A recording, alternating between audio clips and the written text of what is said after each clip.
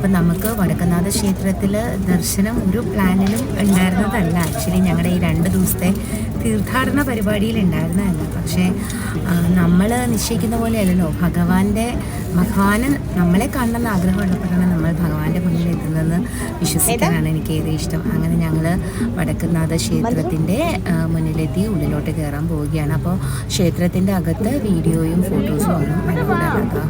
ഇതൊക്കെ കഴിഞ്ഞിട്ട് ഞങ്ങൾ തിരിച്ചു വരുന്നതാണ്. തിരിച്ചു വന്ന് ചെരുപ്പ് തപ്പുന്ന ഇതാണ് നമ്മൾ കാണുന്നത്. എത്ര മനോഹരമാണ് ക്ഷേത്രവും അതിൻ്റെ പരിസരവും. ഒത്തിരി സ്പേഷ്യസ് ആണ്. എത്രയോ.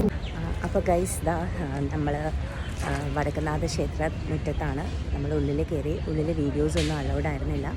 അപ്പോൾ നമ്മൾ പുറത്തൊക്കെ വെച്ചിട്ട് വീഡിയോ എടുത്തില്ല, ജസ്റ്റ് ഫോട്ടോസ് എടുത്തു. അമ്പലത്തിൽ പോയി നന്നായി തൊഴാൻ പറ്റി. ഞായറാഴ്ച തിരക്കുണ്ടായിരുന്നെങ്കിലും വലിയ കുഴപ്പമില്ലാതെ തൊഴാൻ പറ്റിയിട്ടോ.